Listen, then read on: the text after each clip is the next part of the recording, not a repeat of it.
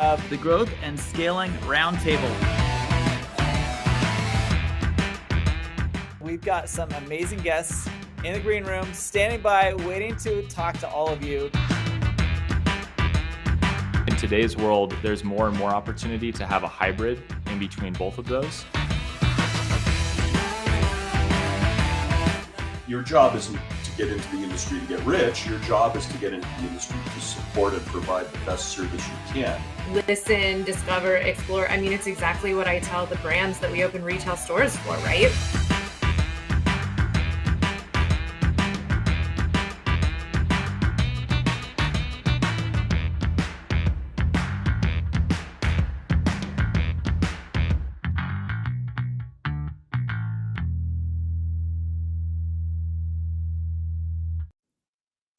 Hey, welcome back to another episode of the Growth and Scaling Roundtable. Today, I am so excited because we're talking about one of my favorite topics, and that is learning to adapt your brand to your ideal client persona. Identifying your ICP, as most people call it, is something that is lacking in a lot of businesses that aren't growing. That is one of the main reasons why they're not growing, is because they don't recognize that they have, out of all their clients, a certain niche inside their client base that are their favorites and some that are their least favorites. And when you actually learn to tap into those people that are your favorite, guess what happens? Business starts to grow. Your employees love their job more. It affects almost everything in your business, and it helps build a culture around growth, which is what everybody wants to have in their company. Today, we have got a guest panelist, Sean Adler, who's going to jump in here with me and talk about the topic, what he's done in his brand, and it's going to be so fun. Sean, tell us who you are and what do you do? All right, I'm Sean. I am the CEO of GZI. We are an alternative data platform, formerly a small quant fund, and so we work with algorithmic trading data. Awesome. Algorithmic trading data. Who doesn't want that? I mean, so in all honesty, I feel like most people outside of institutional investments might not. Like that you sort of run into the problem where like the people who do work with it in depth know what to do with it and they appreciate it. And then the people who are just kind of doing it as a hobby don't actually know like what to do with it. And so, well, Sean, you literally just outlaid the case of why you should know your ICP and why you should not try to waste time with those that aren't. Right? Yep. And this is actually the reason why I wanted Sean on the show today, is because he has a very niche product with a very niche solution. And those that know what it does absolutely love it. And those that don't know what it does, it just glows right over their head. Sean, how did you learn in your business who you need to be talking to make your product work? So a lot of this happened in 2022. And I think that it was after our first raise, when we actually registered with the SEC, that people started flocking more to it. And so there was a time in 2022 when I was, in the midst of selling the company. And I think I spent like 3 straight months, just taking calls with a bunch of brokerages and investment banks. And then that's kind of when it happened. And it was not a linear process. Awesome. And why do you think it clicked to them? I mean, so because of how it scales. So you got to understand that, something that might be making me, like 40 or so % a year is going to make these people, like tens, hundreds of millions, even billions potentially. And so it's more valuable to the larger institutions. I love it. I love it. So in layman's terms, help us understand what your product does so we can dive into this conversation. All right, so it's basically algorithmic trading data. And so we started taking the aspects of managing a quant fund and then scaling that into an actual app. And so at this point, the app redistributes the outputs, and we're in the midst of designing a couple of new features in addition to it. I love it. I love it. And for those of you who have a fund, those that use it manage funds, this all seems very second nature to you and probably pretty intriguing that it is got a nice algorithm that does this for you. For those that don't, what do they need to know about this, Sean? How does it affect them? So I hate to say it, I feel like I've spent, like, the last couple of years in just, like, a giant series of meetings with like, either institutional investors or banks and everything, and so I feel like I've almost forgotten how to talk about anything else. Love it. So, Dude, that is like the best response ever. I I mean, love it. yeah, and so it kinda comes as a shock, and so I think that, looking back, it's really interesting, but at the time, it's like everything sort of feels like it's exploding, all at once in a good way, and I so, love it. Well, um well, Sean, I want to take a step backwards because honestly, that was so awesome what you just did. Um, for those of you listening who have a business and you honestly don't know how to talk to your client avatar, the best person that's actually gonna spend money on your product and do work with you, whether it's a service or product based business, you have to learn how to talk to your client avatar.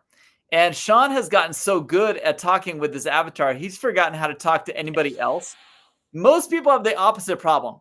They want to somehow dumb their product down to everybody else when in reality, nobody else really understands what he's even talking about.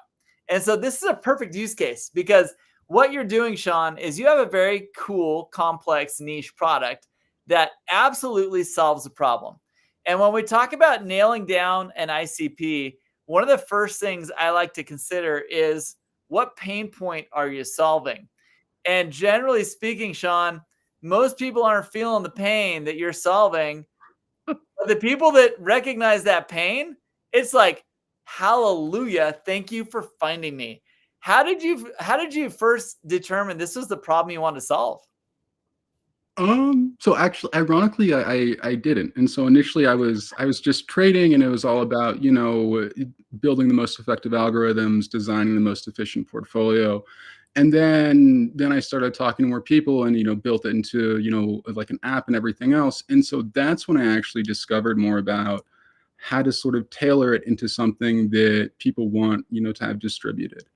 I love it. And yeah, and so also it's like I was also in both the right and the wrong place at the perfect time. And so this like started launching like during the lockdown in 2020. And Right. so, we kind of like when everything opened back up, we'd like hit the ground at lightning speed. And so I Awesome. think that because of what I was working with and because of the story and basically how a lot of people around the globe can identify with it, especially small businesses, Yeah. it kind of took off. And so, there's everything with GameStop and, like Dogecoin Right. and everything Right. else. And, because of the things with meme stocks, I think it actually just made it even more marketable. Interesting. So you started to understand though, with all that stuff going on in the environment around you, what problem was easy to solve with your solution, right? And ultimately, who needed to hear about it? Is that fair? Yeah. Okay. So after you know who needs to hear about it and what problem you're actually solving, the next thing I like to hone in on is, do they have the ability to pay me to solve this problem? In other words, is there purchase power there? Like, how did you determine out of all the people? Because I know there's a big pool of people that need your product. How did you determine which ones would be the ones willing to actually pay you to solve the problem for them? So, at enterprise level, you run into like a lot of large, complex contracts, and so Yeah. oftentimes, like rarely you're going to deal with something smaller than six figures. Right. And so, you may deal with fewer of them, but it's larger when it happens, and it's kind of like an options trade. And so I think that, that's basically what banks do. So you have to Yeah. understand that like they're in the business of selling companies or raising for them or taking them public or managing public investments, so on and so forth. And so it's very much the kind of thing that they're interested in, that they'll use. And also, they run a similar sales cycle themselves. Okay. And so, the funds are a little bit different, but a lot of the time, these people, they generally have deeper pockets, which it helps. So Um, their sales cycle is similar to your sales cycle. Is that what you're saying? yeah, the sales cycles are longer, but they're also for a much larger amount. Okay. So from your perspective, I'm going to tap back into our list of 5 here. The ease of deliverability was there. Like they understood what you were doing and you understood how they bought. And so you found it easy to identify the fit of how you all plug in together. Basically, yeah. Do you Sean, want me this is a cool thing. Honestly, I love this because you're literally telling the story of these 5 points of finding your ICP. And this is a big deal because a lot of businesses out there struggle with this. Like, this is a big part of why they don't grow. They're trying to solve a problem for everybody. They sometimes are selling to the wrong audience who can't afford to pay you what that solution is worth. And then on top of that, it's just hard to fulfill for them. You know what I mean? It's hard to fulfill. And you now have taken us through your experience, hitting the first 3 things perfectly. Talk to us about, like, did this all just come naturally, or was someone coaching you along the way with this? Because this sounds like a perfect story. Oh God, no. I mean, so it I wish it came naturally. And so I think that sort of screwing around with numbers and programming that's really more natural to me. This took a lot of learning, and I think that I actually picked up a number of things sort of when I was raising and just as initially talking to people about it. Right. And so my honest opinion is that the people that you're looking for will eventually be looking for you, and when you find it, it'll just click.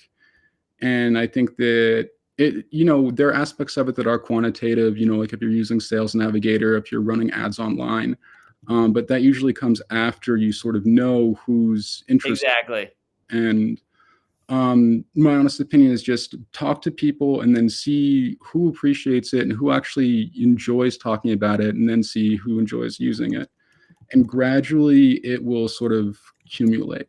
I'm sure that, like a lot of the salespeople know a lot more about building cycles and everything else, but this was basically how we did it. I love it. I love it. No, listen, what you just described is awesome because it does help. It helps in a lot of ways. It helps people kind of identify the fact that, hey, you know what? Sometimes you launch a business thinking you're going to solve one problem, and then ultimately you discover that you're actually really good at solving another, and that you sometimes you're going to fix this problem for this person, but then it turns out that you're actually better at doing it for someone else. And I'm curious, like, when we talk about brand alignment, which a lot of people don't talk about brand alignment, but you mentioned enterprise level solutions. You mentioned that it's easy to apply your algorithm into, like, if you can do it for one person, you could do it for a lot of people all at once, right? Yeah. Like, how did you explain that? Like, what did that conversation sound like when you were trying to align what you do with a huge enterprise level person, which, to be honest, is a little intimidating for people just building a startup?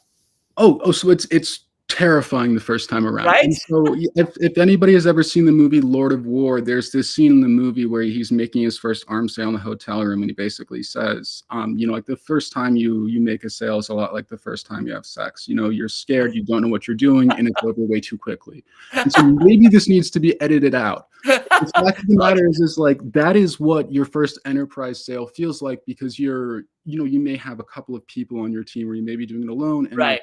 you're walking up to, like a bank or like some giant institution, and it's Totally. horrifying initially. But Totally. you gradually sort of develop a feel for it, and you realize that they're not judging, and like they're actually not, really harmful, because they're too busy to be.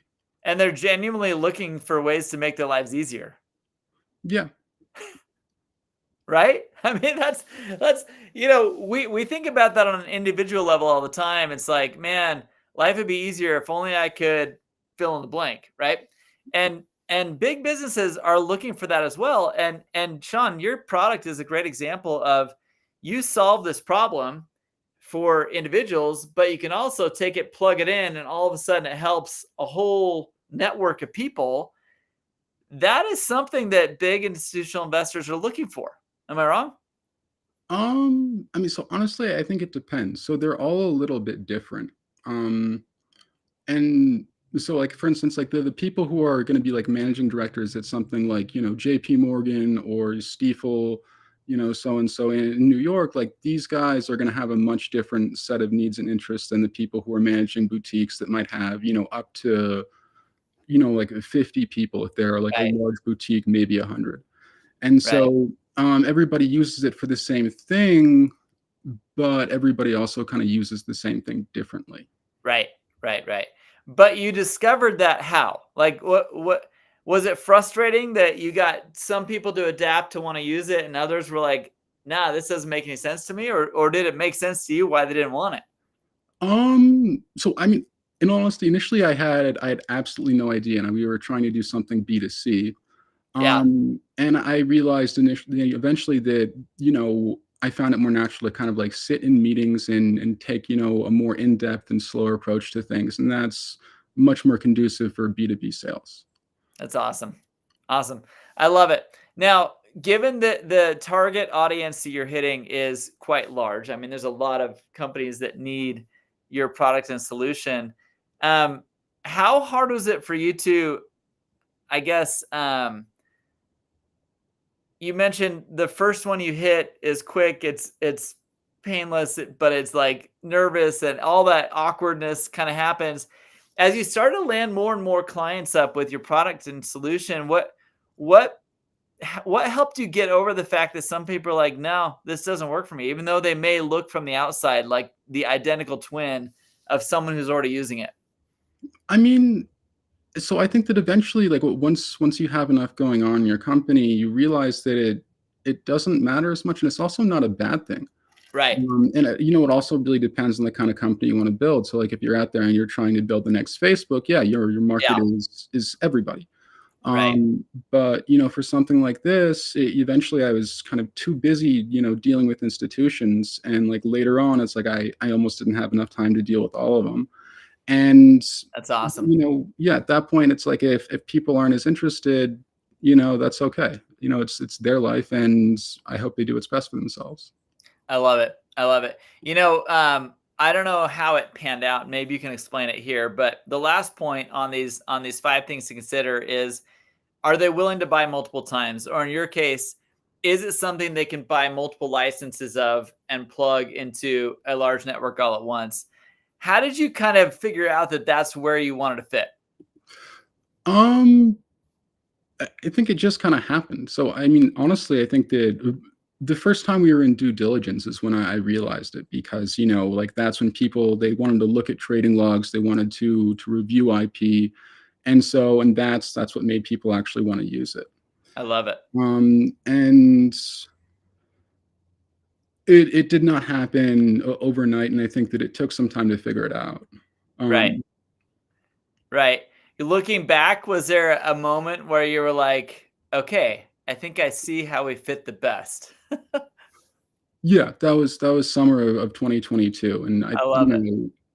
because it was like, so all of a sudden, like before I had trouble, talking to people about the details and everything else. And then it was like everybody just sort of knew, I didn't have to explain as much. I could mention a Right. couple of things, throw out a few key terms, and they just got it. And I think that's when it really clicked. And so in terms of like, repurchasability, like, the stock market's not really going anywhere. Like, Right. everybody's got a retirement account, and it ebbs and flows by nature. And so that makes it useful from, like a reoccurring point of view. I love it. Um, yeah, especially because, like a lot of these funds are going to have significant turnover. And so if they're not, trading on like a weekly or monthly basis, they might be trading every microsecond, Right. maybe even millions of times a day. Crazy. And yeah, so it kind of helps from a modeling point of view. I love it. This story today, Sean, I absolutely love it because it is very it's a very clear representation of what a lot of businesses struggle in doing out there, and that is identifying A, who their best buyers are, B, who's willing to buy multiple times, C, is it easy for you to fulfill the thing? You mentioned your team a few times. How involved was your team in helping you determine, hey, you know what, Sean, we don't like these guys, or hey, Sean, we want more of these guys? Did they ever bring any of those conversations up with you as you were growing? Ooh, oh, Oh my God. So politics in some of these institutions, especially if you work with multiple institutions and you've got Right. a small amount of contracts, are Right. are actually kind of insane. And so I think that it's like it's not always possible to make everybody happy, but eventually, um, yeah, like the right people, the right contracts will sort of bring more of it. And then at that Right. point, more people are sort of, willing to work in tandem, and it eventually happens. And so, yeah, I think that specifically the institutions we worked with were truly instrumental, because they had perspectives of their own, they had their own Right. way of operating, and they also just sort of knew how to take a different angle. And I think that the way the institutions really take an angle are much, much different than, startups. Sure. Sure. So, In what way? Help people understand what's different, because it's easy to say that and say, yeah, yeah. But what was it? What was it to you? I mean, there's a little bit of culture shock. So Transworld was the first group that we signed on that was selling it in 2022. And if anybody is ever selling a company, I would highly recommend them. They are one of the most ethical, professional companies I've ever worked with. That's cool. But they're also enormous. And so like they have, maybe like anywhere from about, you know, locations in 20 to 30 different countries around the globe. And so the way that they're going to run things is a lot different. And, they'll have like a team for, any given function that, a startup would have, one or two people on. And I Right. think that it helps you learn how to streamline it internally as well, because you can talk to them about their process, and then you can start building things in a way that scales into a smaller company. Cool. Yeah, no, I totally agree. I'm totally bought in on that. I think that those of you out there though that are identifying the fit for your solution need to consider what Sean did. And that is like, you know, do I want to develop my product and have it be used by someone on a smaller scale and probably a little less integration? Maybe it's a little more kludgy, or do I really want to embed your solution into a bigger product with a bigger provider on more scale? Like, I mean, and was that kind of running through your head? Yeah, and so one of the reasons we initially worked with a lot of institutions is because of how it ebbs and flows from B2B and then from B2B to B2C. And Right. so a lot of these groups are going to have their own clientele, and so it's like you partner with one large entity, and all of a sudden, like they're helping with distribution and everything else, and it flows down to a bunch of smaller entities or individuals, and that will sort of spike the number of people you deal with in a way that is not entirely possible with just sort of direct meetings. Right. Are these, you mentioned that you started this in 2020. Between 2020, 2022, when things started to really click and you started to kind of identify, okay, this is our client and this is what we're doing for them. What were some of the points in those 2 years where it was like, crud, like, what is happening? Why isn't this clicking the right way? Like, what was it that ultimately did kind of say, okay, here's what we're gonna try. All right. So initially we started more with the trading in 2019, but so I'd say between 2020 and like mid to late 2021, it was sort of a giant question mark. And so my honest opinion is that every time like a company starts growing, there are more question marks, and it's not Yeah. necessarily a bad thing. You're No. just sort of you're getting used to a different way of operating. And so, Yeah. no small companies start off and immediately they're signing contracts with institutions, they're doing media interviews. It doesn't happen that way, but when it does, you still need to gradually become comfortable with it. And I think Right. that's why some people say that like being an entrepreneur, it's like having a new job every 2 years, and it's like you're doing the same thing, but you're dealing with Right. a different set of circumstances. Right. You And know, I've kind of coined the term growth readiness, because I think that um, in 2020, had some of the contracts that you landed in 2022 come along, you may not have been ready to fulfill those things, right? I mean, oh God, no. And so I mean, I so if you told me that I would be doing what I did in 2022 and 2020, I would have been like, that sounds lovely. But you're absolutely crazy. And Yeah, so, um, I love it. yeah, no, there's no way we could have done it. I don't even think I would have understood any of it in 2020, to be honest. I thought that I understood far more before I actually knew better. Everybody does think that. No, it's crazy because I find this a lot, and this is why I'm kind of probing into this like transition period, because I do believe that for every business out there listening to this and everyone that you probably have worked with, there's an excitement that comes with business launch, and it's like, hey, somebody's paying me for something. This is awesome. And then there's this whole transition period where you go from launch into like, okay, now I've got something that I can plug in, and this will just continue to grow and scale. Yeah. And I've kind of termed this growth readiness, and I don't want to totally rob the show and talk about it, but we built an assessment where it's been so interesting for me to see when people take our growth readiness assessment that there are specific growth blockers that like keep them from, to your point, if I introduce you to a client that you landed in 2023 to yourself in 2020, you just weren't ready to take them on. And so, yeah, talk to me a little bit about like that readiness and what you did to kind of get yourself ready. What I did to get myself ready. I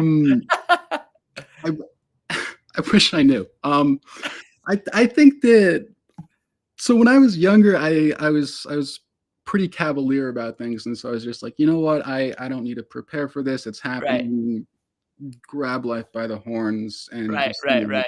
We all feel like we can do that, right? Yeah, and I think that so there are things you can prepare for, and then there are things that you can't. And I think that when the first the cycle rolls around, like the first large contract or the first time something new happens, whether it's a press outlet or an institutional investor or this, that, and the other thing, that's when you really can begin to gauge readiness, because at that point you actually know directly what you're working with and sort of how you're working with any kind of clientele.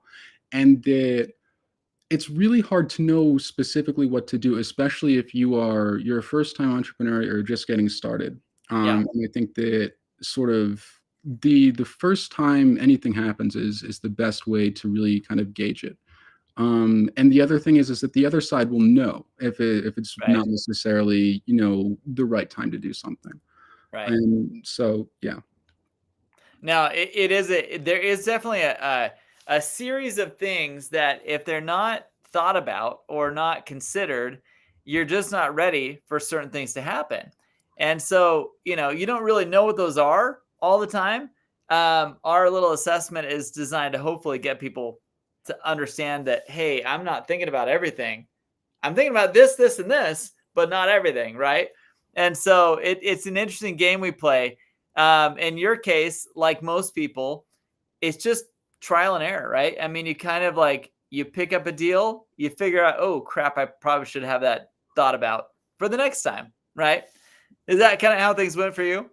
Yeah, I would say it's so early stage entrepreneurship is very much systematic trial and error. And so you have to run around and figure things out. And then once you can do it and you can design some kind of repeatability, like you're talking to the same kind of company, so on and so forth, from there you can design metrics, and at that point you can start automating or whatever. But I think it's a gradual process, and that there's always trial and error, and there's still trial and error when you're a larger company. It's just that you know how to handle it and how to operate a lot better. Love it. And I think that does come down to a series of things that are growth blockers. Some are easier to get out of the way than others. And others, sometimes an entire company's direction will pivot based off of which thing hit you in the face, right? Oh man. I have some stories about that. So some of these are actually some of it's actually kind of unreal. And so in retrospect, it's it's kind of funny, but it was the most, oh my God, it was the most aggravating thing at the time. And so Right. 2023 was very much that. And so I don't mean to sound cliche by like quoting Biggie Smalls, but like more money, more problems. And so Right. and it's impossible to understand because so every entrepreneur is generally out to boost growth, to Right. clock revenue, so on and so forth. But the thing is that when it starts happening, you've got like mountains of contracts, and you're looking at like 7 8 figure numbers. Right. The propensity for fraud just skyrockets. And so Right. and so one of the problems in 2023 was that like there was a mixture of real contracts, and there was like a mountain of fraud. And so like we actually wound up like having to talk with like the US embassy in Abu Dhabi, because I know it's completely nuts. And so I'll go into what happened before that, but because I was like, is this real, like what's happening? And so Right. like, actually they had to run an investigation. We had this contract that was like half Arabic and then half English, and Oh like my gosh. you look it up and like the names and everything match, but then you realize that they're impersonating. And then by the time I figured it out, like they were like blackmailing me and saying the police can't help you. And so I was literally forwarding these emails to securities regulators while just going completely nuts, because it's like like and it's just, it really is crazy. And Wow. Wow. so but it's funny in retrospect. I think Yeah. it's one of those things that kind of happens, and like nobody really knows until it's there. So Right. Right. And I would say that I would dare say that that's probably more common than not, is that you never know what's around the corner next, but generally once you overcome that thing, it's a lot easier to tackle bigger problems, and bigger problems will come. yeah, but everybody learns to deal with them more efficiently. Yeah. Right, right. No doubt about it.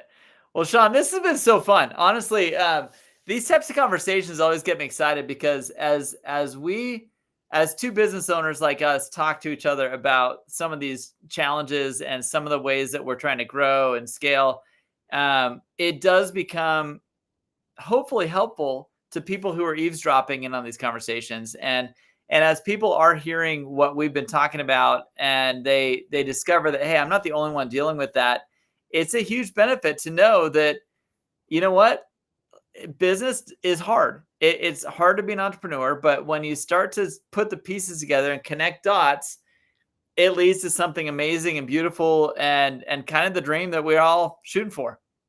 Kind of, yeah. And one thing I'd want to add is that so beneath every entrepreneur is the person that they were before the entrepreneurial success. And so Right. so no matter how successful they become, like there's still going to be like that person deep down inside, and they just kind of, it evolves. But I think that's important to keep in mind, And we because evolve, right? Like the yeah, business evolves, we evolve, the whole thing kind of changes forever. yeah. And it's not an easy process for anybody. I think if you come from like inherited wealth, like it's Right. probably a little bit easier. But at the same time, like it can be grueling at the earlier stages. And I think that if someone's actually going through that, I can almost promise you that a lot of the entrepreneurs at the later stages have probably Right. been there. Right.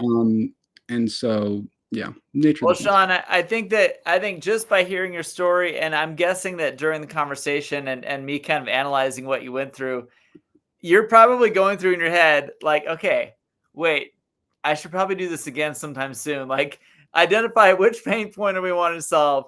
Do our clients have the purchasing power to buy it? Is it easy to deliver the product and service that we're doing? Is there brand alignment, and are they willing to pay in bulk or multiple times throughout our engagement? I think every business owner needs to think about this, probably at least annually, if not maybe quarterly. You know what I mean? What Yeah, what are your thoughts on that? I would say quarterly. I feel like if you're annually assessing things, Right. it might not be moving quickly May or not be catching smoothly enough. everything. Yeah. Yeah, I Um, agree with you. I agree with you. It's a good exercise. Is this somewhere along the lines of what you've been doing just naturally? Or do you have a process for it? I mean, so Eventually, I kind of developed a process, and that's because I'd been sitting in sort of enough negotiations to get a feel for things and actually understand the timelines. But Right. um, no, I think it was a little more chaotic at the earlier stages, because what I was doing Right. was very, very quantitative. And so, it's Yeah. like Yeah. there were like 1,000 different metrics to gauge for any given thing, and it was inherently systems based. And changing to sales, um, yeah, Yeah. it's there, but it's a lot different. And I think that creating that kind of certainty took time, I love and it. that process would have been much more helpful in the beginning. I love it. So, Well, for those of you listening, learn more about Sean at gzi.finance. He's got a great product. It may not be for all of you, as we just talked about, but for those who need it, it is amazing. And it does help solve a lot of problems that you might be having with your clients if you're an institutional investment firm or bank or whatever that might be needing this solution. But Sean, you are awesome for coming on and kind of being vulnerable and talking about your process. Thank you so much for doing this today. anytime. It was fun talking with you. No, it's so fun. And for those listening, honestly, it is you are not alone in thinking that you're beating your head against a wall, and every once in a while you see a glimmer of hope and you break through and something awesome happens. It does happen. It is hard and it is awesome. But I will say that if you follow these steps or steps similar to this in terms of identifying your ideal client persona, life gets a lot easier when you know who you want to talk to, how to talk to them, where are they hanging out, does your product align with what they really need to have you do? And when it does, it's an easy sale, easy, natural conversation to have. So please, please, please consider your ICP, evaluate it quarterly as Sean does, and just start keeping your company, keeping your business aligned with that solution, and you're going to grow and scale. Sean, anything I missed there? No, I think you explained it better than I could. Well, your story was awesome. Honestly, thank you, Sean, again for being vulnerable. And for the rest of you, if you haven't done so already, make sure you go to growthreadiness.com, take our free assessment. It is absolutely free, and it will help you identify where your growth blockers are in your business. Thanks so much, Sean.